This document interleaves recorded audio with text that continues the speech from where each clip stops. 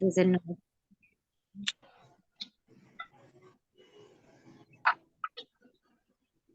La Guajira, sí, del Huila. Y de manera oficial, eh, mi nombre es María Camila Chalamina. Actualmente soy la coordinadora territorial para el departamento de Antioquia en el modo de formación política. Estamos coordinando, colaborando desde Antioquia en el proceso de ocupar la política, que es un proceso de transferencia de conocimiento, pero también de entrenamiento. La idea es que ustedes puedan hacer un proceso de campaña con herramientas innovadoras de cara a procesos mucho más transparentes, a construir un Estado participativo, un Estado innovador.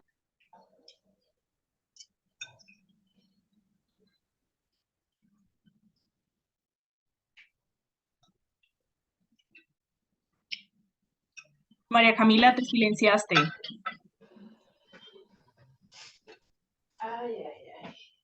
María Camila. Bueno, perdón, hola, qué pena. No sé en qué momento me silencié. Estoy aquí aceptando personas. Bueno, No, no te preocupes, yo me encargo de eso. Dale tú, yo me encargo de dale, apuntar a la gente. dale. Bueno. Estamos en ese proceso de transferencia de conocimiento. La idea es que ustedes puedan tener herramientas técnicas, conocer de fondo las funciones que van a desempeñar en sus cargos políticos. Durante las sesiones previas estuvimos viendo estrategias de comunicación, estrategias electorales, herramientas también financieras y cómo funciona el asunto de la financiación. Ese contenido ustedes lo van a recibir pregrabado. Igualmente, esta clase se las hará llegar en el transcurso de la semana. Hoy tenemos al consultor, al experto Mario Puerta. Él es una persona que trabaja temas de democracia participativa, una persona pues con vocación de construcción en el territorio, en los territorios, a partir de la incidencia, de la participación y de la contribución, digámoslo así, intelectual, teórica, de conocimiento, de estudio, a todo lo que es este proceso de participación, de interlocución y de incidencia política de todos los sectores. Entonces, profe Mario, para nosotros es un gusto contar con usted aquí y lo dejamos con este grupo de líderes. Ellos son candidatos o precandidatos de diferentes y candidatas de diferentes partes del país que están haciendo un proceso de innovador en lo electoral de cara a las elecciones del mes de octubre. Muchas gracias. María Camila, muchísimas gracias y gracias a todo el equipo que está detrás de la organización de estas distintas charlas que me parecen fundamentales para continuar cualificando la política. Si ustedes revisan constantemente cuál es la percepción que tiene la gente, no solo en Colombia, sino a nivel mundial, sobre los partidos políticos, sobre las instituciones, pues desafortunadamente cada vez hay menos credibilidad en los partidos políticos, en los candidatos, en las instituciones, y en gran medida es precisamente porque a veces se hacen promesas que no se pueden cumplir, se habla y se divaga sobre lo que se está prometiendo en campaña y después realmente no se puede cumplir con esas promesas que se hicieron durante la campaña. Entonces me parece que estos son espacios realmente muy importantes para, como decía al principio, cualificar la política, que ustedes que están siendo candidatos puedan realmente hacer propuestas innovadoras, que puedan cumplir si son electos con esas promesas que hicieron durante la campaña, y si no, pues que se puedan seguir preparando para después ocupar cualquier otro tipo de cargo, seguramente no de elección popular, pero sí en sus municipios, en sus departamentos, y poder contribuir pues al crecimiento del país y de sus distintos territorios. Mi nombre es Mario Puerta, trabajo principalmente como consultor en temas de paz y democracia.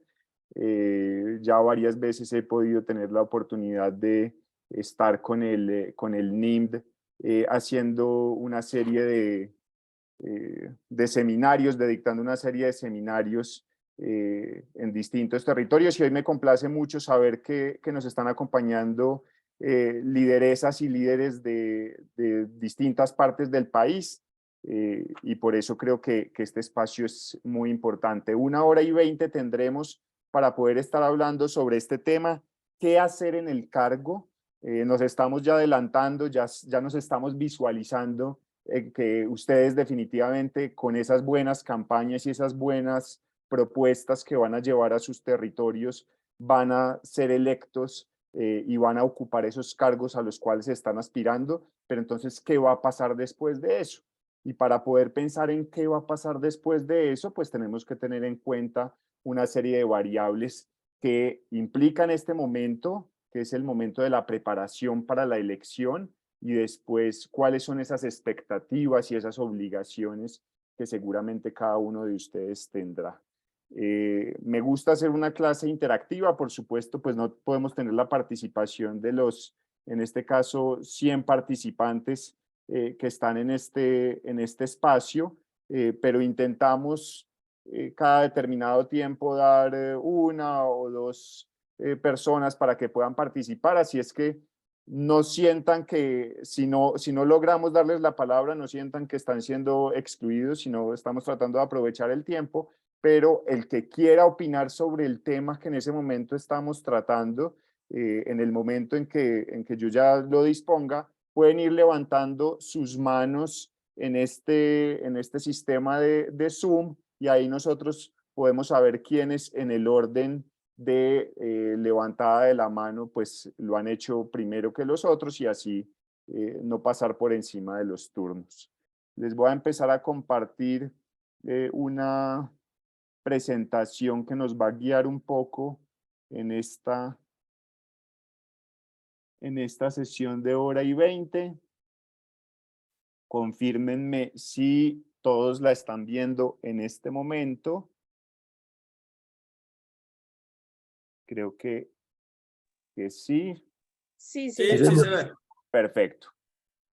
Entonces, como les decía, ¿qué hacer en el cargo? Eso es lo que nos estará ocupando el día de hoy en esta 1 hora y media. Un poco la estructura de la clase. Vamos a tener muy rápidamente un contexto general sobre las entidades territoriales y las corporaciones administrativas, en qué consisten, porque a partir de la Constitución de 1991, en ese esquema de descentralización, pues se le da muchísima más fortaleza a las entidades territoriales, en este caso y específicamente a los departamentos, a los municipios, a las comunas y a los corregimientos, que son un poco los temas que vamos a tratar de abordar durante este tiempo que estaremos charlando. Después profundizar un poco más sobre esa entidad territorial que son los departamentos y las asambleas departamentales, quiénes hacen parte de las asambleas departamentales, cuáles son las obligaciones de quienes ocupan esas curules dentro de las asambleas departamentales, y cuáles las expectativas de cumplir un poco con las promesas que se han hecho durante las campañas.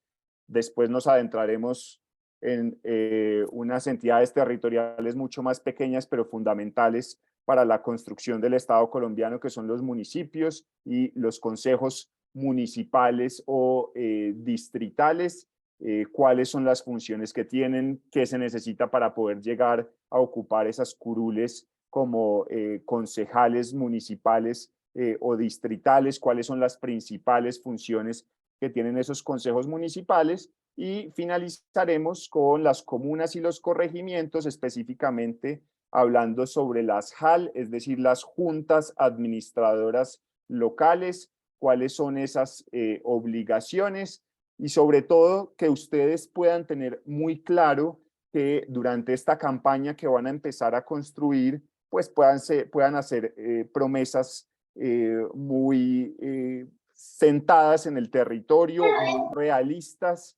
Yo pongo siempre un ejemplo que creo que a muchos de nosotros nos pasó de pronto cuando estábamos en el colegio, y es que cuando hacíamos estos ejercicios de elecciones de los personeros en cada uno de los colegios, pues generalmente ganaba el que hacía las propuestas más excéntricas, porque era el que más votos podía capturar.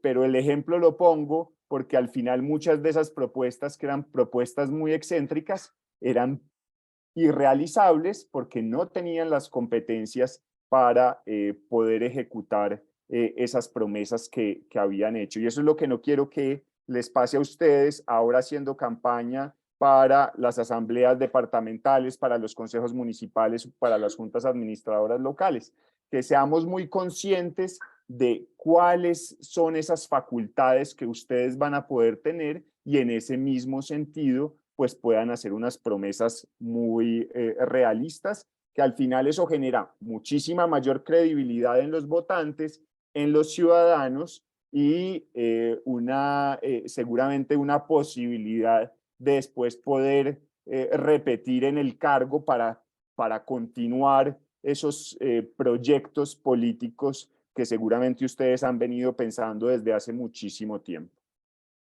Empezamos entonces con un poco ese contexto general de las entidades territoriales, y decimos que en la Constitución de 1991, específicamente en el artículo 287 de la Constitución, se establece qué son las entidades territoriales, y nos dicen que son personas jurídicas de derecho público que gozan de autonomía para la gestión de sus intereses. Eso es importante poderlo tener muy claro y saber que existen 3 criterios fundamentales para poder considerar esas entidades territoriales como personas jurídicas que realmente pueden tomar esas decisiones. Uno es el criterio político, es decir, la posibilidad de gobernarse, y ese gobierno ya vamos a ver en cada uno de esos niveles, departamental, municipal y de las comunas y corregimientos, a quién le corresponde. El segundo criterio es un criterio administrativo, es decir, poder ejercer las competencias que la Constitución y la ley le han dado a cada uno de esos departamentos, municipios, comunas y corregimientos.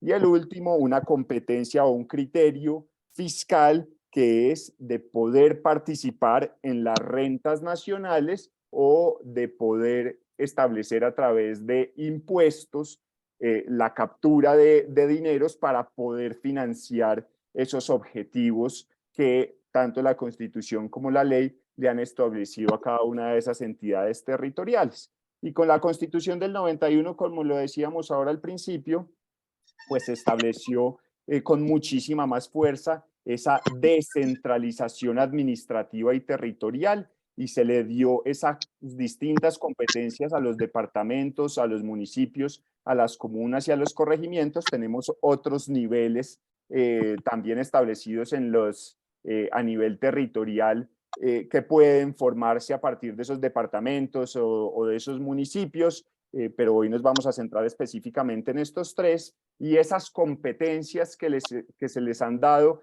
a esos 3 niveles territoriales, pues nos permiten tener una mayor claridad sobre estas próximas elecciones regionales que vamos a tener en el mes de octubre. En primer lugar, entonces, los departamentos. Estas son entidades territoriales que gozan de una autonomía para poder gestionar sus intereses, y como lo decíamos, para las entidades territoriales tienen personería jurídica, es decir, tienen un representante. Ese representante, esa representación está en cabeza del gobernador, y como lo dice aquí después nuestra presentación, se gobiernan y tienen autoridades propias y administran sus impuestos, sus rentas. ¿Y cuáles son esas autoridades principales que tenemos en los departamentos? Tenemos las asambleas departamentales y tenemos a el gobernador o gobernadora, dependiendo de quién resulte elegido. Importante, y que creo que es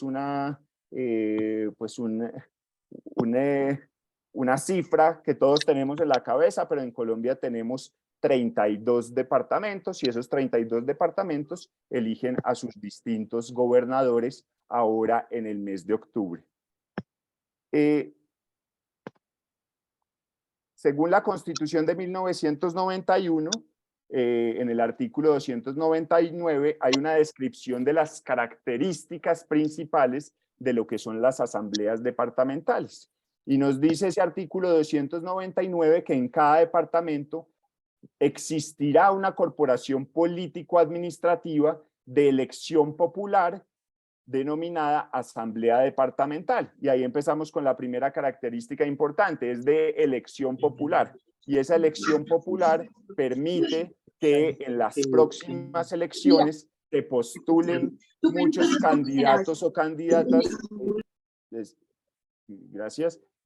Muchos candidatos o candidatas para las distintas asambleas departamentales. Y esas asambleas departamentales, dependiendo de la población de cada uno de los distintos departamentos, estarán conformadas por como mínimo 11 miembros, 11 diputados o diputadas y no más de 31. Y eso se establece a partir de la población que tenga cada uno de esos departamentos. No es igual la conformación de la Asamblea Departamental del Departamento de La Guajira que la del Departamento de Cundinamarca o que la del Departamento de Arauca, sino dependiendo de cada una de esos departamentos y de la cantidad de la población que tengan esos departamentos, podrán tener entre 11 y 31 miembros. Y esas asambleas departamentales gozan de autonomía administrativa y presupuesto propio. Y ya vamos a ver ahora más adelante cuáles son esas características fundamentales que le corresponden a las asambleas departamentales. Y la otra autoridad importantísima que tenemos dentro de los territorios son los gobernadores, que según el artículo 303 de la Constitución, en cada uno de los departamentos existirá un gobernador que es el jefe de la administración seccional y el representante legal del departamento. Y ahí cuando decimos representante legal, volvemos a la figura de la personería jurídica. Cada departamento tiene una personería jurídica y quien ejerce esa representación del departamento, quien de manera ficticia inicialmente tiene el poder de representar los intereses del departamento, es quien sale elegido como gobernador o como gobernadora. Y es el agente, según la Constitución del 91, del presidente de la República para poder mantener el orden público en cada uno de los departamentos. Entonces, el presidente de la República se apalanca un poco en cada uno de esos 32 gobernadores para poder mantener el orden público en los distintos departamentos y para los asuntos que requieran convenios con la nación. Esos gobernadores son elegidos también popularmente para periodos institucionales de 4 años y no pueden ser reelegidos para el periodo siguiente. Como ustedes se dan cuenta, todos los artículos que venimos citando son artículos constitucionales, lo que nos indica que es la Constitución la que nos da la guía principal para saber cuáles son las funciones que debe desempeñar cada una de estas instituciones en los distintos niveles territoriales. Nos adentramos un poco en las asambleas departamentales.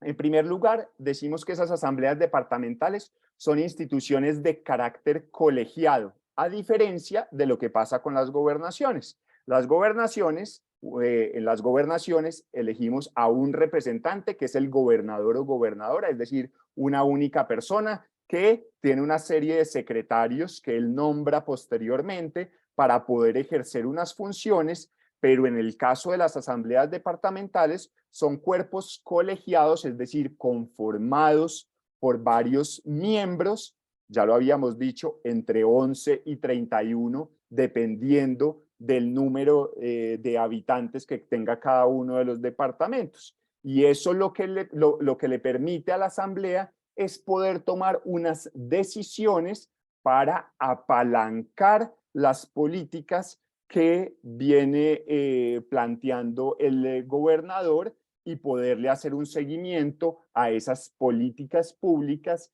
que el gobernador o la gobernadora ha prometido para su departamento. Esta es una corporación de carácter administrativo y aquí es importante hacer una gran aclaración y que ustedes lo ven después de esa frase, y es: no ejerce una función legislativa. Ni las asambleas departamentales ni los consejos municipales tienen funciones legislativas, no hacen parte de la rama legislativa, y ese es un error en el que hemos incurrido recurrentemente, tratando como de asimilar las funciones del Congreso de la República a las asambleas departamentales o a los consejos municipales y distritales. Si bien, y ya lo vamos a ver ahora más adelante, las asambleas departamentales dictan ordenanzas, no están ejerciendo funciones legislativas. La función legislativa le corresponde de manera exclusiva inicialmente, porque el Ejecutivo a nivel nacional también tiene unas competencias, pero digamos que para no confundirnos, casi que exclusivamente al Congreso de la República. ¿Cuáles son esas funciones generales que tienen las asambleas departamentales? Podríamos dividirlas básicamente en dos. Unas que son las funciones político-administrativas, es decir, las que le permiten a la asamblea estudiar y debatir los proyectos de ordenanza para poder apalancar las políticas públicas planteadas por el gobernador o la gobernadora de turno, es decir, para favorecer el buen funcionamiento del departamento. Y esa es una función importantísima. Pero como segunda función, y no menos importante, yo no pondría una por encima de la otra, sino esas dos funciones generales, uno la político-administrativa y la segunda la de control político, que lo que busca es poder limitar el poder de las autoridades departamentales. Las asambleas departamentales, para que ustedes ya lo vayan teniendo en la cabeza, tienen la posibilidad de, por ejemplo, convocar a sus sesiones a los distintos secretarios departamentales y exigirles rendición de cuentas sobre los distintos proyectos que están desarrollando. Entonces, esas dos funciones importantísimas. No ejerce función legislativa la Asamblea Departamental, y sus funciones principales generales son, uno, la político-administrativa y la otra, la de control político. Ahora bien, tenemos una serie de funciones específicas. Yo aquí traté de introducir algunas de esas funciones específicas, pero se me adelantó, pero estas no son todas. Las funciones específicas están en la Constitución y en la ley y pueden irse aumentando en la medida en que haya cambios constitucionales o legales. Pero algunas de esas funciones específicas, por ejemplo, está la de decretar tributos. Ese decretar tributos por parte de las asambleas departamentales tiene que estar guiado, según ha establecido la Corte Constitucional, por unas reglas establecidas por el Congreso de la República. Es decir, no es una potestad que tengan los departamentos de manera amplia, que tengan las asambleas departamentales, sino que tiene que estar circunscrito a lo que el Congreso de la República inicialmente ha establecido para el decreto de esos tributos. Puede solicitar informes de ejercicio a otras autoridades departamentales, ya lo decíamos, por ejemplo, a los distintos secretarios nombrados por el propio gobernador, pero también puede, por ejemplo, convocar a los contralores departamentales. Es decir, tiene que existir una armonía entre las distintas instituciones para lograr los objetivos de permitirle al departamento, en este caso, poder seguir avanzando en la toma de decisiones y en el desarrollo de las políticas públicas que el gobernador o la gobernadora de turno han propuesto. tiene también la facultad de autorizar al gobernador para celebrar contratos. No es que cada uno de los contratos que tenga que firmar el gobernador o la gobernación tengan que pasar por la asamblea departamental, sino que se establecen una serie de condiciones para que esas autorizaciones se puedan ir estableciendo dependiendo de los montos de los cuales estemos hablando, del tipo de contratos que se estén desarrollando. Puede dictar normas de policía. Acuérdense ustedes que lo veíamos tal cual como se establecía en la Constitución, que casi que los gobernadores son unos representantes del presidente de la República para mantener el orden público en los departamentos. Y para eso tiene también la facultad de dictar normas de policía. Y pueden expedir normas orgánicas del presupuesto departamental.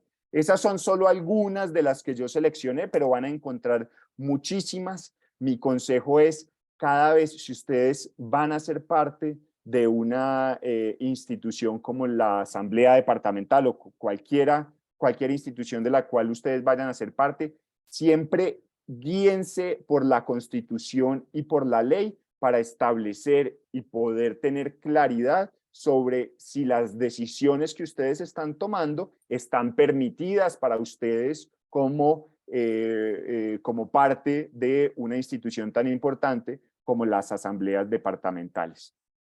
Ahora bien, esto hace parte un poco de lo que vamos a vivir en los próximos meses previo a octubre, que es el periodo y la composición, cómo son elegidos los distintos diputados, es decir, los miembros de las asambleas departamentales, pero me parece importantísimo para uno poder visualizarse y poder tener muy claro cuáles son esas funciones que a cada uno de ustedes les van a corresponder. En primer lugar, y aunque creo que es claro para todos, 4 años es el periodo para los diputados, es decir, para los miembros de las asambleas departamentales, y ese periodo empieza a contar desde el 1 de enero siguiente a las elecciones, es decir, en este caso estaríamos hablando 1 de enero de 2024, y su finalización sería el 31 de diciembre de cuando finalicen esos 4 años. Para quienes en este momento están en el periodo actual, el 31 de diciembre de 2023 estará terminando su periodo. ¿Y cómo se hace esa elección? Que creo que ustedes ya han pasado un poco por estas características. Se realizan el último domingo de octubre, eso ya lo tenemos clarísimo, y yo creo que ustedes que son candidatos o precandidatos, esa es una fecha que seguramente tienen muy marcada en sus distintos calendarios. Tienen que hacer parte de listas de partidos, movimientos políticos o grupos significativos de ciudadanos. Acuérdense ustedes que los partidos políticos son los que tienen la facultad de poder avalar o postular listas para, en este caso, hacer parte de las distintas asambleas departamentales, pero si no lo quieren hacer a través de los partidos políticos, que es quienes tienen esa facultad para poder otorgar los avales, lo pueden hacer también a través de grupos significativos de ciudadanos, y para eso necesitan unos pasos previos que son la búsqueda y consecución de un número determinado de firmas que les permitan avalar esas candidaturas. Después de eso, simplemente el día de las elecciones, pues ya utilizamos el sistema de cifra repartidora para poder saber a cada una de las listas cuántas curules le corresponden dependiendo del número de curules que estemos entregando, y por supuesto que hayan superado como mínimo el umbral para poder entrar en la repartición de esas curules en cada una de las listas. Sin embargo, y aunque creo que ustedes ya lo tienen muy claro, el hecho de superar el umbral no implica que ya por lo menos esa lista vaya a tener una curul. Es muy distinto superar el umbral a ya poder entrar en la repartición misma. ¿Cuáles son las calidades que se necesitan para poder ser candidatos y poder ser elegidos diputados? En primer lugar, ser ciudadano en ejercicio. Esa ciudadanía en ejercicio pues implica, por supuesto, ser mayor de 18 años. En segundo lugar, no estar condenado a pena privativa de la libertad, excepto si se tratan de delitos políticos o culposos. No tenemos el tiempo ahora para poder entrar en esos detalles de cuáles son los delitos políticos o culposos, pero esa es una de las excepciones fundamentales a esas calidades que deben tener los distintos candidatos. Y para el caso específico de las asambleas departamentales, residir en la circunscripción un año antes de la elección. Es decir, si estamos diciendo que el último domingo de octubre son las elecciones, desde el año pasado, por la misma época, esos candidatos debían residir en esas circunscripciones. En este caso, circunscripción sería igual a departamento, es decir, tenemos 32 circunscripciones para la elección de asambleas departamentales.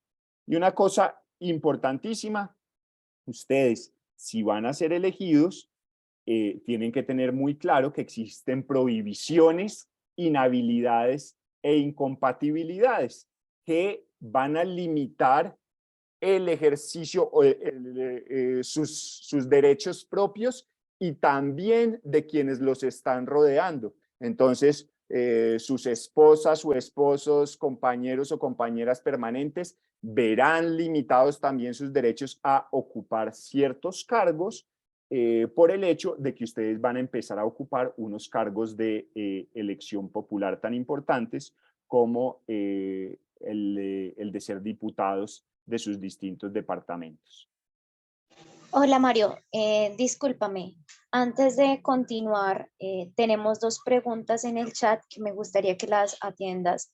Y es la primera con respecto al funcionamiento de las listas independientes y la segunda tiene que ver, ya te comento nuevamente cómo funciona el tema del umbral y la cifra repartidora para, o sea, ya en los cupos, por ejemplo, dar un ejemplo de, por ejemplo, en 18 curules, ¿cómo quedarían asignadas? De 19 curules, ¿cómo se asignarían?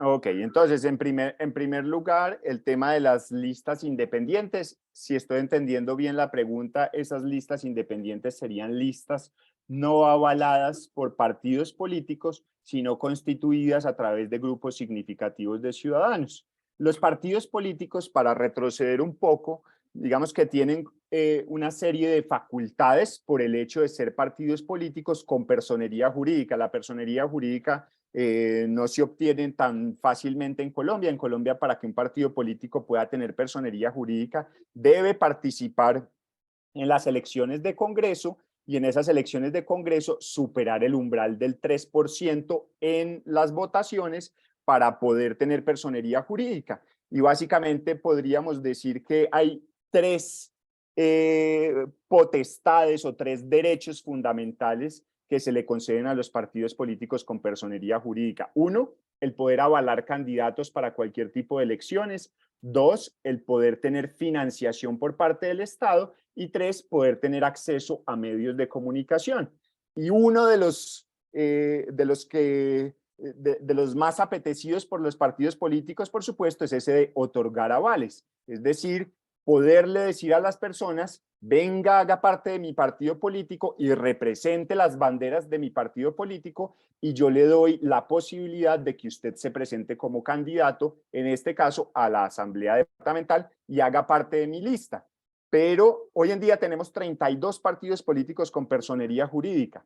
Si ustedes no se sienten parte de ninguno de esos 32 partidos políticos, pueden conformar listas independientes a través de grupos significativos de ciudadanos. Y para poder conformar esas listas independientes, tienen que salir en la búsqueda de firmas que avalen esas candidaturas y después, pues por supuesto, pagar unas pólizas que exige el Estado para poder garantizar la presentación de esas listas. Según las últimas cifras que yo había visto del Consejo Nacional Electoral, para las próximas elecciones tenemos más de 1000 grupos significativos de ciudadanos inscritos en todo el territorio nacional, es decir, muchísimas posibilidades de poder participar.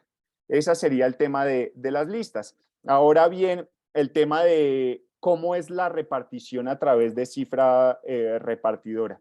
Yo en otros espacios, desafortunadamente acá pues el tiempo no nos lo permite para poder avanzar con los otros temas, pero en otros espacios intentado explicar con una serie de ejemplos muy sencillos cómo funciona el tema de la cifra repartidora. Básicamente lo que busca la cifra repartidora es equilibrar la entrega de curules a grupos minoritarios, partidos políticos minoritarios, para poder permitirles su participación en esas distintas instituciones. Y esa cifra repartidora se obtiene a partir de la superación de quienes superan el umbral, pueden después, el umbral se obtiene a partir del número válido de votos que ese domingo de octubre se obtienen para cada una de las distintas corporaciones. En este caso estamos hablando de asambleas departamentales, y una vez la lista ha superado ese umbral puede entrar en la repartición, y esa repartición se empieza a dar, se busca un número específico que es el de cifra repartidora, y dependiendo de cuántas veces quepa ese número en el total de votos obtenido por cada una de las listas, es el número de curules que le corresponden a cada una de esas listas. Si ustedes quieren, yo después puedo incluir dentro de esta presentación un ejemplo que hemos desarrollado en otros escenarios para que ustedes lo puedan tener muy claro, pero no me detengo ahora mucho más en el tema para que el tiempo nos pueda alcanzar, pero prometo incluirlo acá en esta presentación para que ustedes después lo puedan analizar, y por supuesto si tienen preguntas después de manera personal, estoy dispuesto a resolverlas. Ahora bien, una vez se ocupan esas curules de las asambleas departamentales, existe una posibilidad de faltas absolutas que implican que esas curules puedan ser reemplazadas por quien ha seguido en el orden de las listas. Entonces, si hay incapacidad física, si hay muerte de quien esté ocupando esa curul, si se declara la nulidad de la elección de esa curul específica, si hay renuncia o destitución, existe la posibilidad de que quien está ocupando en la lista correspondiente de ese partido el puesto siguiente en la votación entre a ocupar esa curul. Y les pongo un ejemplo muy sencillo. Si tenemos una lista de 11 candidatos que hacen parte de la lista del Partido Naranja, le vamos a poner un nombre a esa lista. El Partido Naranja se está presentando a la Asamblea Departamental de Nariño, y vamos a suponer que la Asamblea Departamental de Nariño tiene 11 curules para repartir. Entonces la lista del Partido Naranja está conformada por 11 personas, y vamos a suponer que se trata de una lista cerrada, es decir, que el orden que ha establecido el propio partido político es el orden en el cual se van a entregar las curules, y esa lista naranja obtuvo 3 curules para la Asamblea Departamental de Nariño, y una de esas personas que empieza a ocupar el cargo como diputado de la Asamblea Departamental de Nariño a partir del 1 de enero del próximo año, resulta que renuncia a su cargo el 31 de marzo del próximo año.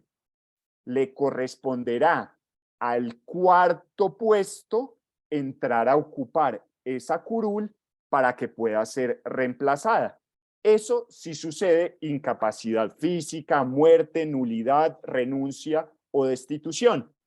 Pero hay un caso específico establecido por la ley 1475 de 2011, ya no me acuerdo si es la 1475 o creo que fue en el 2009 que se estableció esta regla, que es el de la silla, el que se empezó a denominar como el de la silla vacía, y es la pérdida de la curul por parte del partido político, caso en el cual el que esté en el cuarto lugar, en el ejemplo que estábamos poniendo, no puede entrar a ocupar esa curul porque el partido político pierde la curul. Y eso sucede si leemos esta parte que tenemos en azul. El partido pierde la curul por delitos relacionados con pertenencia, promoción o financiación de grupos armados ilegales, narcotráfico o delitos de lesa humanidad. el tiempo a mí me preocupa es porque tenemos muchas cosas por hablar y el tiempo se me va agotando. Voy a entrar rápidamente en este tema de funcionamiento y después le damos la palabra a Mateo Robledo, que viene haciendo, que ha levantado la mano desde hace un rato. Termino esta parte de funcionamiento, Mateo, y te doy la palabra, por supuesto, para que hagas la pregunta o comentario que quieras. ¿Cómo es el funcionamiento de las asambleas departamentales? Hay unas sesiones ordinarias y unas sesiones extraordinarias. Las sesiones ordinarias son 3 periodos al año, 2 meses por periodo. El primer año cambia el primer periodo para poderle dar arranque casi que desde el 1 de enero del propio año a la asamblea departamental, pero los años siguientes el calendario está ya previamente establecido y se pueden convocar sesiones extraordinarias 1 mes al año y deben ser convocadas por el gobernador y tratar exclusivamente los temas que el gobernador busque que sean discutidos en esas sesiones extraordinarias. El quórum puede ser un quórum deliberativo y un quórum decisorio. El quórum deliberativo es cuántas personas necesitamos para poder empezar a discutir un tema específico. Y esto es una 1/4 parte de los miembros. Entonces, dependiendo del número de diputados que tenga cada una de las asambleas, ustedes calculan cuál es la 1/4 parte de los miembros de la asamblea departamental de sus departamentos o de las asambleas departamentales a las cuales ustedes van a pertenecer, y en ese caso, si hay la 1/4 parte, pueden empezar la discusión, pero es distinto ya el momento de tomar decisiones. Para poder tomar decisiones, el quórum decisorio es de la mayoría de sus miembros, es decir, de la mitad más 1. Y también depende de cuántos diputados o diputadas haya en cada una de esas asambleas. El voto es un voto nominal y público. Es muy importante que sea nominal y público porque promueve muchísimo más la transparencia. Los electores saben, sus elegidos, qué es lo que están votando. Y puede haber algo importantísimo, y en eso es importante uno saber, uno no solo debe aceptar a ser parte de listas de partidos políticos o de grupos significativos de ciudadanos, porque le están dando un aval. Recuerden ustedes que una vez ustedes entran en esas listas de los partidos políticos, hay votos de bancada, y esos votos de bancada no les permiten a ustedes tomar decisiones independientes. Muy rápidamente, las ordenanzas, pues que son los actos que dictan las asambleas departamentales, pues tienen unas características específicas. Debe tener una unidad de materia, no es que podamos tener unas ordenanzas miscelánea, como las denominaría yo, donde metemos temas muy variados, muy diversos. Tiene que existir una unidad, deben ser aprobados en 3 debates, sancionados posteriormente por el gobernador y publicados en un periódico oficial. Hasta aquí espero haber sido muy claro en el tema de los departamentos y de las asambleas departamentales. Ya en lo próximo que vamos a seguir viendo, se van a dar cuenta que vamos a empezar a repetir muchos de los conceptos que ya hemos visto acá, pero por eso quiero hacer una breve pausa para darle la palabra a Mateo, y no sé si tengamos alguna otra pregunta en el chat, porque yo no he podido realmente verlo por estar acá concentrado contándoles. Mateo, bienvenido y adelante tu comentario o tu pregunta. Hola, muy buenas noches para todos y todas. Mi nombre es Mateo Robledo, soy precandidato a la Asamblea, soy precandidato joven a la Asamblea de Antioquia, y mi pregunta va dirigida a algo que decías cuando hacías como el preámbulo, y es las propuestas del personero, que prometía la piscina, que prometía Gym Day. Un poco pasa lo mismo con los candidatos a las asambleas y a los consejos municipales. Digamos que ya vimos que hay 2 grandes grupos de funciones, unas político-administrativas y otras de control político. Y ahí es donde uno se complica un poco para el tema de las propuestas cuando es candidato a una corporación. Digamos que con las limitantes que también existen, las ordenanzas que presente un diputado o diputada no pueden estar relacionadas a presupuesto, entonces son ordenanzas simbólicas muchas veces, porque cuando implican presupuesto tienen que ver con la gobernación. Entonces quisiera como preguntarte cuáles serían propuestas válidas, como un ejemplo que se nos ocurra construir acá para cada una de esas funciones, porque también cuando uno está con el contacto con la gente, le preguntan también cuáles son sus propuestas, cuál es su visión, y qué es lo que va a ir a hacer a la asamblea. Y aquí poner como dos ejemplos que a mí se me ocurren en cada caso y ya vos me dirás si estoy en lo cierto. En lo que tiene que ver con política, con el funcionamiento del departamento y con la tarea administrativa, uno, digamos, no puede presentar ordenanzas que impliquen presupuestos y demás, pero sí podría hacer enmiendas, por ejemplo, al plan de desarrollo y decir, listo, gobernador, tenga en cuenta, o gobernadora, que hay que sacar un presupuesto para estudiar el diseño del tren Urabá, por ejemplo, en Antioquia. No se podría hacer esa enmienda, según lo que he estudiado, pues, en esta intención de aspirar a la Asamblea de Antioquia. Entonces uno podría presentar a la gente eso como una propuesta, como, oiga, si el gobernador o gobernadora no tienen en cuenta este proyecto que es tan importante para la región, pues tengan en cuenta que yo voy a hacer la enmienda. Y otro en el control político, pero esto es más que una propuesta, pues, o una pregunta que me surge, y es si la Asamblea de Antioquia puede citar a los alcaldes municipales, o solo como invitaciones, pues, y no están obligados a asistir, o si solo es en el orden departamental. Esas son como las preguntas que yo tengo en este momento. Mateo, muchas gracias, muy interesantes tus preguntas y tus planteamientos. Por supuesto, yo creo que lo principal, poder estudiar cuáles son las necesidades de los distintos departamentos a los cuales ustedes están aspirando, en este caso, a ser parte de las asambleas departamentales. Punto importantísimo, los planes de desarrollo. Los planes de desarrollo que de hecho es casi que una de las primeras funciones que ustedes van a tener para poder estudiar esos planes de desarrollo, porque el plan de desarrollo se convierte como en la guía política de los distintos departamentos o de los distintos municipios. Y ahí creo que es importantísimo el poder garantizar que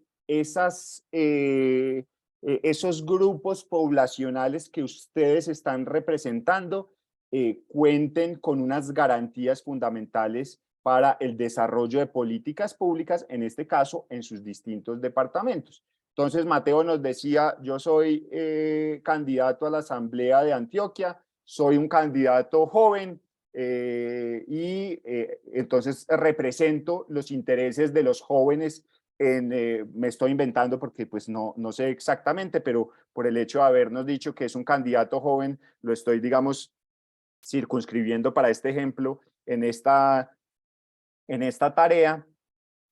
Entonces, ¿cómo garantizar realmente que los jóvenes tengan el desarrollo de políticas públicas en ese plan de desarrollo departamental para poder continuar garantizando que realmente las cosas pasen para ese grupo poblacional? Y ese es uno de los ejemplos más importantes. Ya poder entrar en ejemplos mucho más específicos, nos tocaría ver las necesidades de cada uno de los distintos departamentos. En el caso de la convocatoria para alcaldes, por supuesto que pueden convocarlos no como la autoridad que son, como dentro de esa entidad territorial, porque una cosa son los departamentos, otra cosa son los municipios, pero sí pueden convocarlos como invitados para poder garantizar que todas las políticas públicas que se están tomando en el departamento pues tengan como una coherencia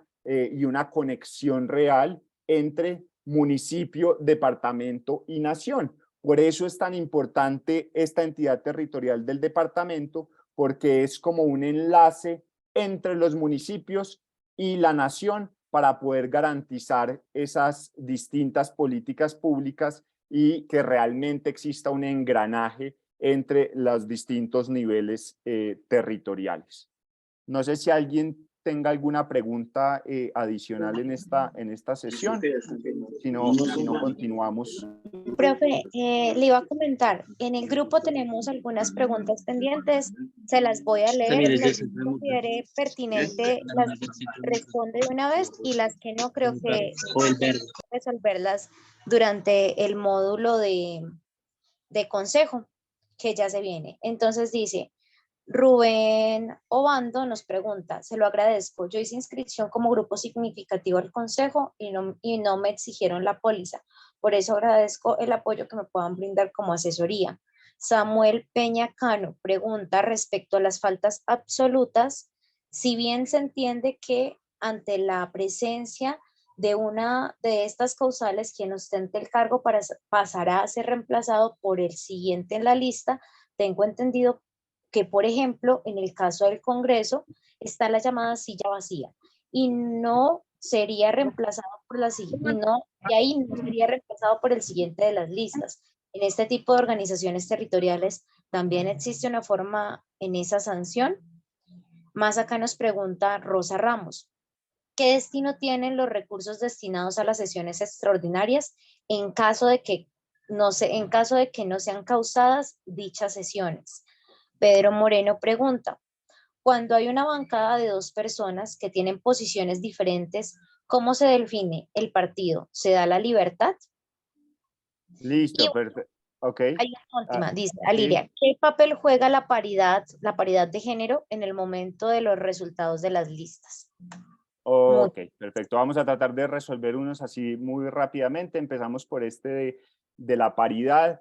En el último trámite de la reforma política que se hundió en el Congreso de la República, se estaba buscando el establecimiento de listas cerradas obligatorias y en algún momento se estuvo pensando en que esas listas cerradas obligatorias estuvieran combinadas con lo que está denominado como listas cremallera, es decir, poder garantizar que todas las listas estuvieran conformadas por mujer, hombre, mujer, hombre, mujer, hombre, y así garantizar que al momento de la entrega de las curules, de la repartición de las curules, si a una lista le correspondían 4 curules, entonces iban a quedar 2 mujeres y 2 hombres. Eso hasta el momento no lo tenemos establecido y le corresponde a cada uno de los partidos poder establecerlo. Igual, como no tenemos listas cerradas obligatorias y tenemos listas con voto preferente, pues es muy difícil poder garantizar esa paridad porque cuando hay voto preferente, los ciudadanos eligen dentro de las listas cómo reorganizar ese orden de las listas para saber a quiénes se le entregan o no esas distintas curules. Cuando hay una bancada de 2 personas que tienen posiciones diferentes, ¿cómo se define? Pues debería existir la búsqueda de un consenso al interior de esas bancadas para poder garantizar que esa decisión final que están tomando realmente sí pueda como unificar las posiciones de ambos. Por eso es muy importante, yo creo que los partidos políticos, y eso no lo hemos logrado entender mucho en nuestro país, son importantísimos para poder seguir avanzando con políticas públicas colectivas. No es decir que Mario Puerta hace parte de una lista y es el gran líder salvador que va a ser parte de esa lista para la asamblea departamental, sino pensar que el Partido Naranja representa determinados intereses y que sin importar si es Mario Puerta, si es Mateo Robledo, si es Ildefonso Aguilar el que hagan parte de esa lista, todos van a estar representando esos mismos intereses. Nos quedan apenas 20 minutos y todavía nos faltan 2 temas y al final logramos, estaré resolviendo las otras preguntas. Pongo entonces nuevamente, les comparto nuevamente mi pantalla para seguir avanzando. Vamos a avanzar entonces ahora con los municipios. Ya habíamos hablado un poco sobre los departamentos, ahora pasamos a un orden adicional que son los municipios, y esos municipios son entidades fundamentales en la división político-administrativa del Estado. ¿Qué les corresponde a los municipios? Un tema fundamental: prestar los servicios públicos que determine la ley. Esos servicios públicos es poder asegurar la prestación eficiente de servicios públicos domiciliarios como acueducto, alcantarillado, aseo, energía eléctrica y telefonía pública básica conmutada, según lo establece la Ley 142 de 1994. Y los municipios lo pueden hacer de manera directa o lo pueden hacer a través de empresas prestadoras de esos servicios públicos. ¿Qué les corresponde igualmente a los municipios? Construir obras que demanden el progreso local. Entonces necesitamos una avenida entre el centro del municipio y la salida principal hacia X ciudad. Entonces eso también le corresponde a los distintos municipios. Un tema fundamental, el de ordenar el desarrollo de su territorio. Y esto se hace a través de los planes de ordenamiento territorial.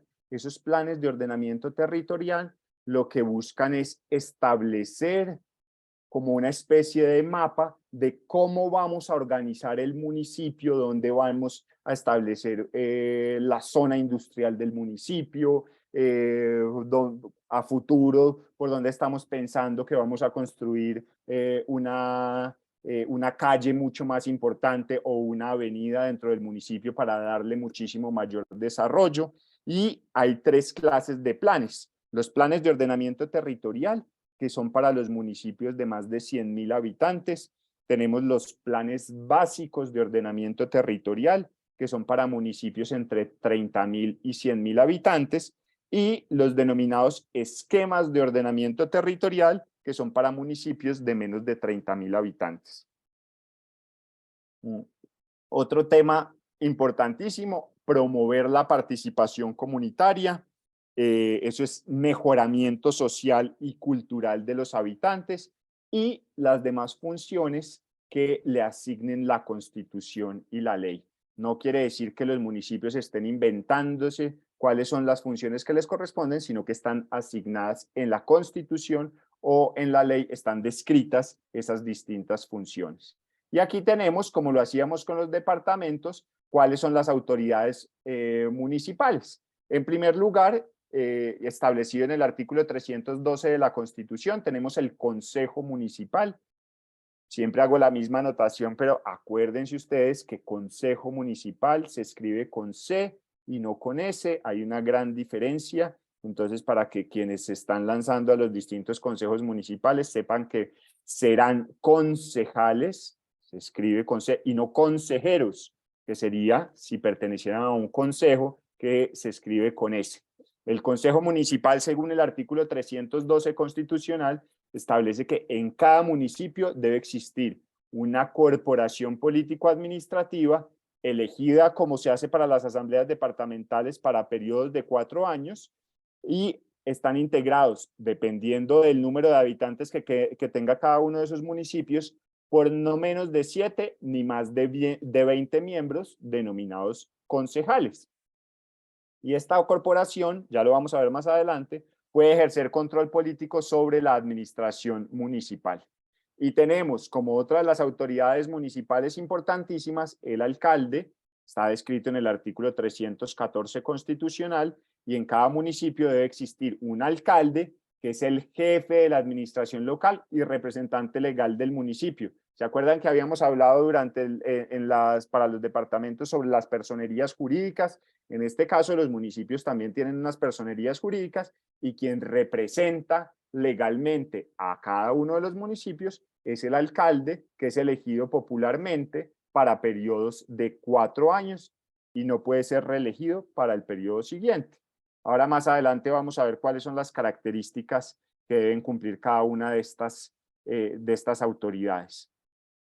En los consejos municipales tenemos, igual que en las asambleas departamentales, son corporaciones de carácter colegiado, es decir, que están conformados por varios miembros, a diferencia de la alcaldía, el alcalde o la alcaldesa es una única persona. Los consejos municipales son cuerpos colegiados que habíamos dicho están conformados entre 7 y 21 miembros, dependiendo de la población de cada uno de los municipios.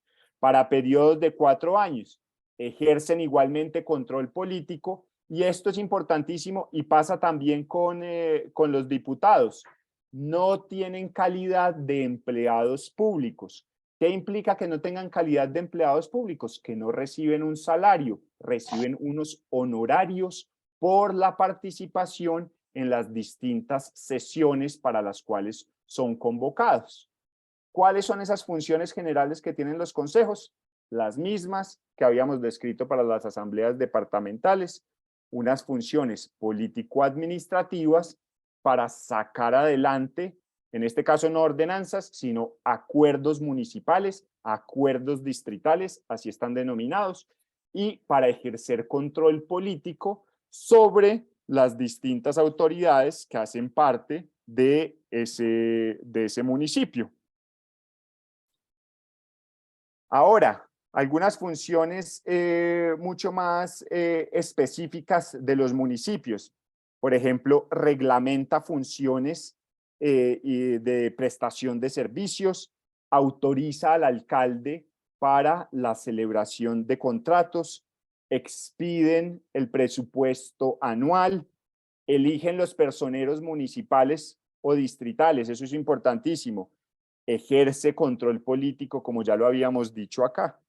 ¿Y cuál es vamos a ver si aquí en esta diapositiva lo tenemos, ya la organización interna de cada uno de los consejos municipales? Están conformados por una mesa directiva que tiene un presidente o presidenta elegido para periodos de 1 año y 2 vicepresidentes también elegidos para el mismo periodo, que reemplazan en ciertos momentos al presidente o presidenta cuando no esté presente o cuando se tenga que declarar impedido para actuar en determinadas situaciones. También tenemos un secretario general, ese no hace parte de los concejales elegidos popularmente, y hay unas comisiones que pueden ser comisiones permanentes o comisiones accidentales. ¿Qué se necesita para ser elegido concejal? Ser ciudadano en ejercicio, igual a como habíamos establecido para las asambleas departamentales, es decir, tener más de 18 años y haber nacido en el municipio para el cual se van a presentar como concejales, o ser residentes durante los 6 meses anteriores a la inscripción. ¿Se acuerdan que con las asambleas departamentales habíamos dicho que empezaba a correr ese año en el momento de las elecciones, 1 año antes? Acá son 6 meses antes a la inscripción, o que hayan vivido durante 3 años consecutivos en cualquier momento en ese municipio. Ahora bien, tenemos acá, igual que lo hacíamos para las asambleas, el funcionamiento. Tenemos unas sesiones ordinarias. Esas sesiones ordinarias depende de la categoría del municipio donde esté ubicado ese consejo municipal. Si se trata de una categoría especial, primera o segunda categoría del municipio, son 6 meses al año las sesiones ordinarias. Si son el resto de categorías, no son 6 meses, sino 4 meses al año. Y en los casos que no estemos dentro de las sesiones ordinarias, pues podrán convocarse sesiones extraordinarias para ocuparse de asuntos que el alcalde considere importantes y exclusivamente sobre esos puntos. No se pueden abarcar otros temas adicionales. Hablábamos también ahora del quórum, ese quórum deliberativo y decisorio. Eso es muy importante que ustedes, si son elegidos, lo tengan muy claro. El quórum deliberativo es simplemente para empezar a discutir los temas que se están poniendo en el orden del día, pero ya al momento de decidir se necesita mayoría de los miembros que hacen parte de esa corporación para poder tomar decisiones. Igualmente acá el voto es nominal y público, y es importante tener en cuenta los votos de las bancadas. Y ahí terminamos entonces el tema de los municipios, y veo que Angélica Espitia tiene algún comentario sobre este tema. Angélica, adelante y bienvenida. Buenas noches, doctor Mario, un gusto saludarlo. Les hablo desde Madrid, Cundinamarca. Bueno, básicamente yo soy aspirante del Consejo Municipal. soy administradora de empresas y me estoy preparando para esto, pero tenemos un problema en el municipio, pues me imagino que se estará presentando a nivel nacional, es la corrupción. Este municipio es corrupto, es machista, y ahorita, digamos, el plan de gobierno municipal como tal ha sido nefasto. Mi municipio está desorganizado, está súper endeudado. Entonces, pienso que con estas herramientas, los proyectos que se podrían hacer son más a nivel comunitario, desde mi punto de vista. Otra cosa que te quería preguntar es que, digamos, el partido para que viva, el aspirante ya no va. Entonces, prácticamente quedo yo bajo la sombra de otro aspirante con el que no he trabajado, pero pienso que eso crea las brechas para que las típicas maquinarias tradicionales sigan haciendo lo que quieran con el país. Entonces, muchas gracias y una feliz noche y un gusto conocerle, doctor Mario. Angélica, muchas gracias por el comentario. Yo creo y saludos en Madrid, Cundinamarca. Yo creo que es muy importante, una de las funciones principales de las asambleas departamentales y de los consejos municipales o distritales es el tema del control político. Eso no lo podemos perder de vista. Y ese tema del control político, pues por supuesto no es el lema de ponerle el palo en la rueda al gobierno de turno, sino hacerlo de manera muy seria. Y por supuesto, si uno pues no ha estado de acuerdo con quien está siendo elegido como alcalde o como alcaldesa, pues seguramente uno tendrá unas críticas bien importantes sobre lo que se pueda gestionar y cómo se deba gestionar, dejando de lado, por ejemplo, el tema de la corrupción. Uno puede pensar que una carretera que se va a construir para el municipio no debe ser construida en determinado momento, sino que debe dejarse para la posteridad, porque en este momento lo principal debería ser el fortalecimiento o construcción de un colegio dentro del municipio. Estoy poniendo un ejemplo muy sencillo.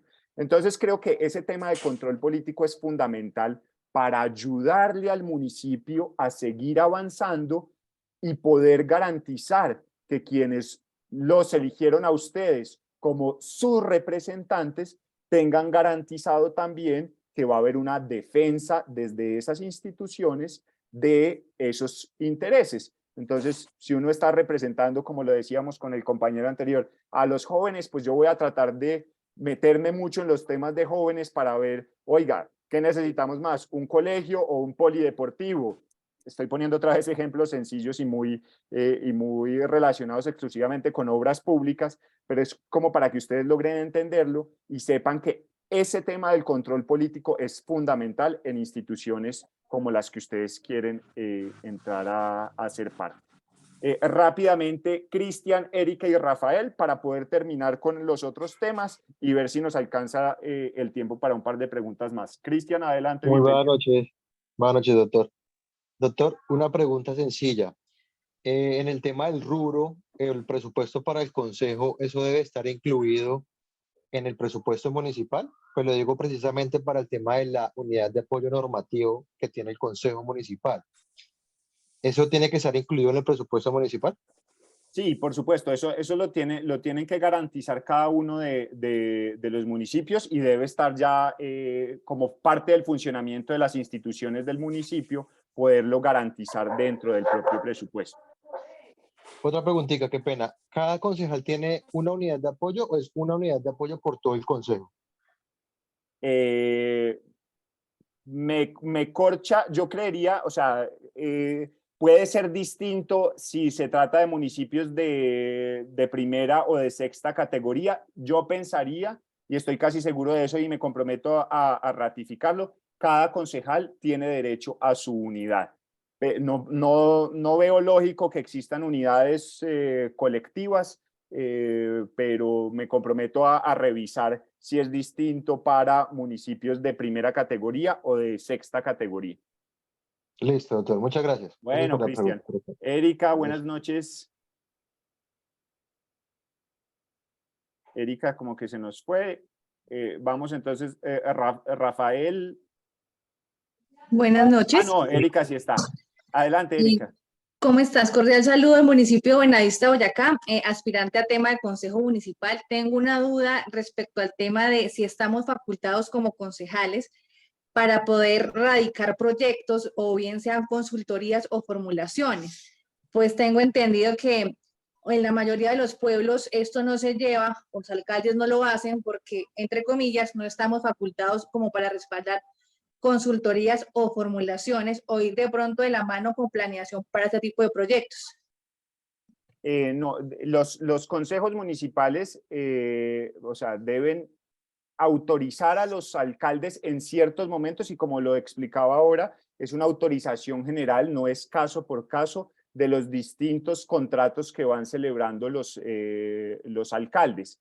Pero, y por supuesto, pues tendrían la posibilidad de llevar propuestas a través del consejo para priorizar determinados temas y el desarrollo de consultorías, pero no le corresponde al consejo mismo desarrollar esas consultorías para el desarrollo de lo que el alcalde quiera en ese momento empezar a construir. Entonces no hay una compatibilidad en eso, simplemente tienen que hacer es una revisión de los contratos que está firmando el alcalde a través del Consejo Municipal.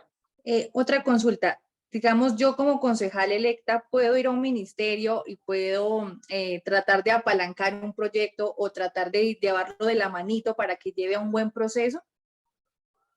Sí, por supuesto que, o sea, digamos, podrían ir, pero también para eso yo creo que es importante uno empezar a establecer cuáles son como esos órdenes jerárquicos y para eso tenemos los representantes a la Cámara. Entonces los representantes a la Cámara, más bien los concejales deberían tener una muy buena, alguien está con el micrófono abierto, debería haber una muy buena relación con los distintos representantes a la Cámara de esas circunscripciones para poder apalancar ante un ministerio el desarrollo de proyectos que sean necesarios para el municipio.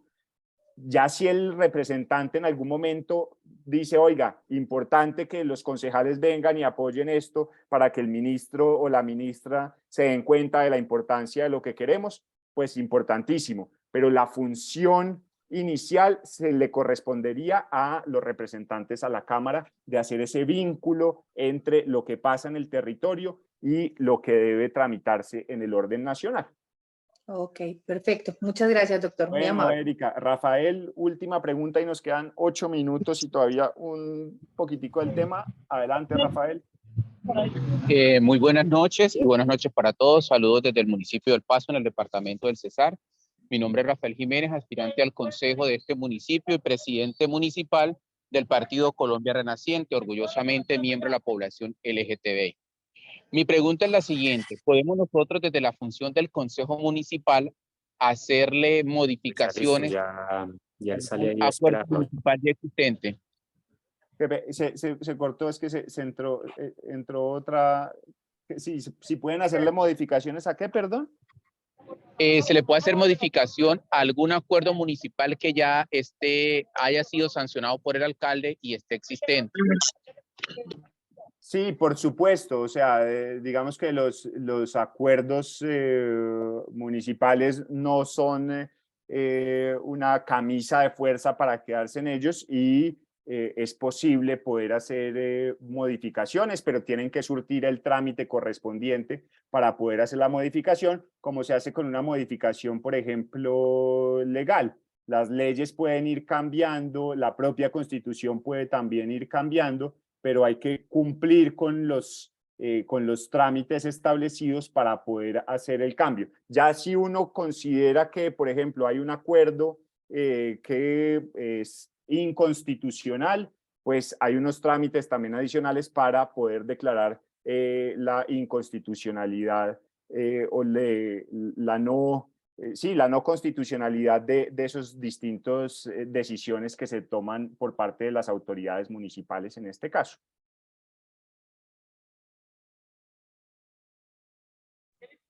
Perfecto. Y me queda una última duda. Cuando estábamos hablando del tema de las cifras repartidoras para la obtención de la curul, hay algo que he leído y habla sobre el cociente electoral. Esa parte del cociente electoral, ¿qué papel está jugando en el momento de la asignación de la curul? Sí, la cifra repartidora es la cifra a través de la cual se calcula cuántas curules le corresponden a cada una de las listas. Y para poder entrar en la repartición de esas curules, hay que superar primero un umbral, que es un número mínimo de votos calculados sobre los votos válidos depositados ese día en las urnas de votación, que tienen que superar las distintas listas para poder entrar en la competencia.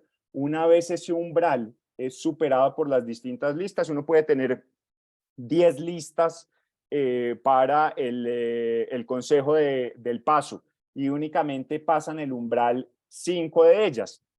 En esas 5 listas yo empiezo a calcular la cifra repartidora y las listas que logren superar esa cifra, que el número de la cifra repartidora, yo reviso cuántas veces cabe en esa lista, y el número de veces que quepa es el número de curules que le corresponden a cada una de esas listas. Otra vez, como lo dije en su momento, no por el hecho de que se supere el umbral quiere decir que ya a esa lista le corresponda la asignación de una curul.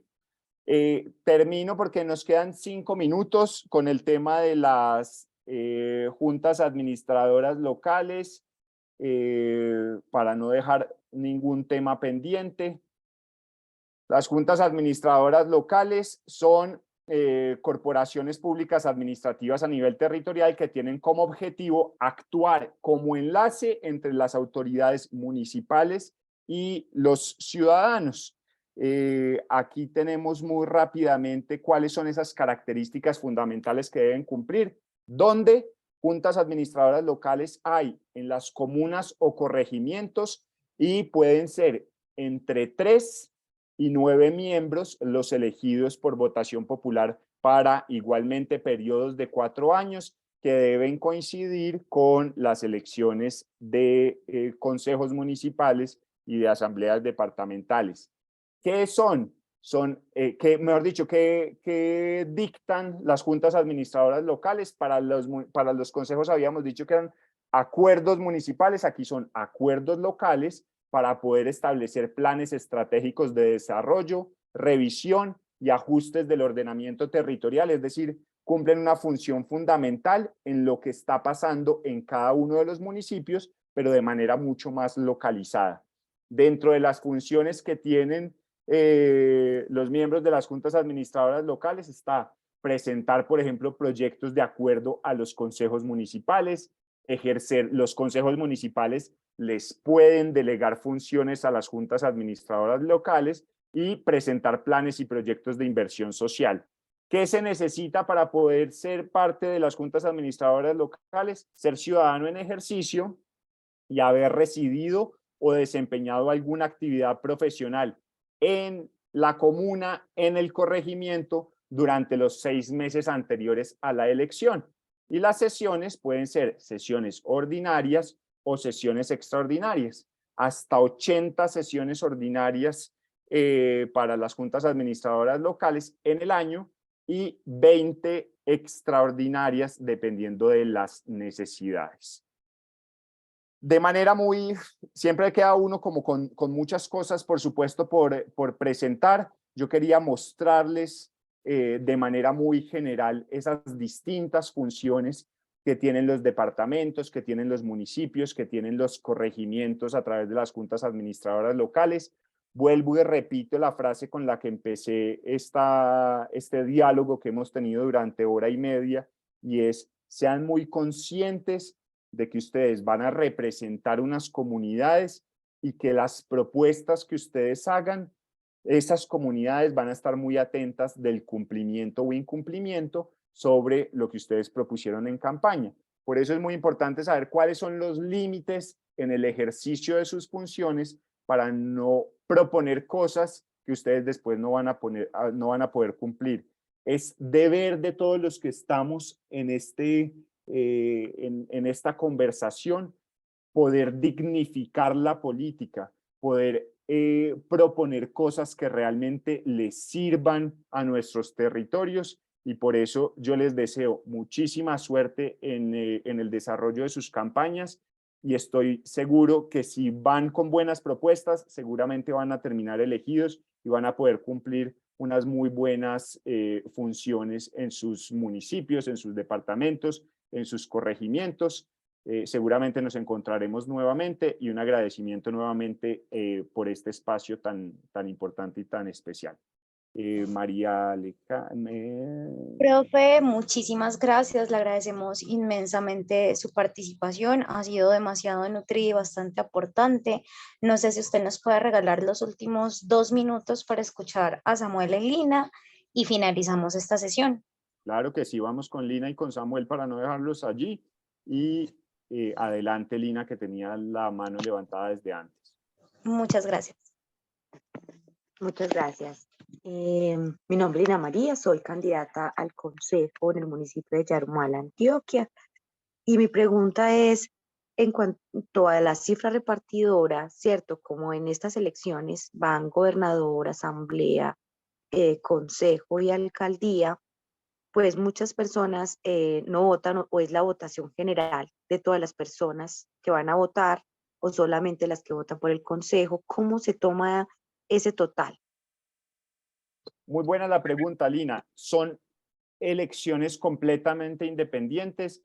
Los votos válidos son votos válidos para la corporación que se está eligiendo, es decir, como los ciudadanos van a recibir varios tarjetones, puede que haya algunos que reciban el tarjetón para votar por el consejo municipal y no reciban el de, o no marquen o marquen erróneamente el de la asamblea departamental. Entonces, no son votos que se confundan unos con otros, sino que hay que hacer conteos independientes para poder establecer el umbral para el consejo, el umbral para la asamblea, y a partir de eso poder establecer cuál es la cifra repartidora para cada una de ellas, porque adicionalmente esa cifra repartidora se calcula dependiendo del número de curules que se van a entregar, y no son las mismas curules para el consejo que para las asambleas. Entonces son conteos independientes. Muchas gracias. Y Samuel, adelante, bienvenido. Hola, buenas noches. Samuel Peña, precandidato a la Junta Administradora Local de Castilla en Medellín. Tengo una pregunta y, bueno, digamos que hace un tiempo yo entendía que, por ejemplo, en el caso de Medellín, a los ediles de las juntas administradoras locales se les va a empezar a dar el pago de unos honorarios. Desconozco si es a nivel nacional. Pero en el caso de que, pues, digamos, en el caso de uno siendo edil y reciba esos honorarios, o en caso tal de que no existe alguna inhabilidad, digamos, para contratar con otras, con otra, pues, en el sector privado, en el sector público, o cómo funciona eso. Sí, Samuel, yo por eso en la presentación, ese tema de las inhabilidades es un tema muy importante, y es fundamental poderlo revisar caso por caso, porque las inhabilidades son muchísimas, inhabilidades e incompatibilidades. Entonces es importante, reciban o no reciban honorarios, poder revisar las distintas normas para saber si ustedes y sus cónyuges, compañeros permanentes o familiares en cierto grado de consanguinidad tienen alguna inhabilidad o incompatibilidad para el ejercicio de determinados cargos en los niveles en los cuales ustedes van a entrar a ocupar cargos de elección popular. No podría decir en este momento, nos tocaría hacer un estudio específico y ver si para el caso de las juntas administradoras locales posterior a la elección existe una incompatibilidad para poder contratar con empresas. Eso hay que revisarlo caso por caso, pero mi invitación sí es hacer una revisión muy exhaustiva, porque son, como les digo, muchísimas las inhabilidades, y eso les puede acarrear problemas importantes si no tienen en cuenta estas inhabilidades o incompatibilidades. Gracias. Bueno, creo que de esta forma ya hemos terminado. Muchísimas gracias, profe. Sí, ya creo que vamos finalizando el espacio. No sé si de pronto usted quiera dejar un último mensaje para los futuros y futuras candidatos, candidatas y candidates. Y ya con ese mensaje cerraríamos la sesión de hoy. Nosotros les haremos llegar ya a los diferentes grupos de WhatsApp las sesiones a seguir y por supuesto les haremos llegar su contenido grabado. María Camila, muchas gracias. Nuevamente un agradecimiento por este espacio, por la participación que ustedes han tenido en este espacio y por los otros módulos que se han venido tomando. Importantísimo que podamos seguir cualificando la participación política. Lo decíamos al principio, poca credibilidad por parte de los ciudadanos y en muchos casos con muchísima razón, porque no se ven resultados reales en el ejercicio de los distintos cargos de elección popular. Entonces, es nuestra responsabilidad dignificar la política. Estoy seguro que ustedes van a hacer un trabajo importantísimo a partir de estos talleres en los cuales han podido participar. Les deseo de todo corazón muchísima suerte, no por el bien de ustedes, sino por el bien de sus territorios. Recuerden que ustedes no están acá por satisfacer un interés personal o particular o por egos o vanidades, sino porque quieren realmente dignificar la política y trabajar por sus territorios, que creo que es lo que debemos hacer todos en nuestro país. Un abrazo en todo el territorio nacional a todos los que nos están acompañando y espero que nos podamos encontrar nuevamente en otra oportunidad. Muchísimas gracias, profe. Muchas gracias, doctor. Le agradecemos inmensamente su participación en este espacio. Si usted me permite, le podemos compartir su red de a las personas interesadas que estén en contactarse con usted o en hacerle de pronto comentarios para que le puedan hacer preguntas a través de esta red social. Claro que sí, bienvenido, muchas gracias.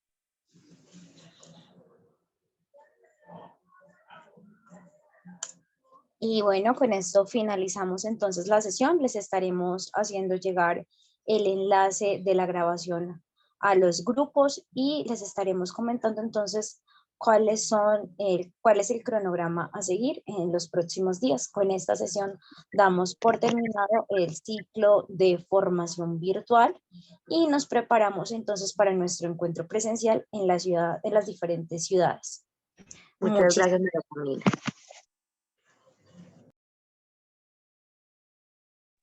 Hasta luego, gracias a todos. Hasta luego, feliz noche, gracias.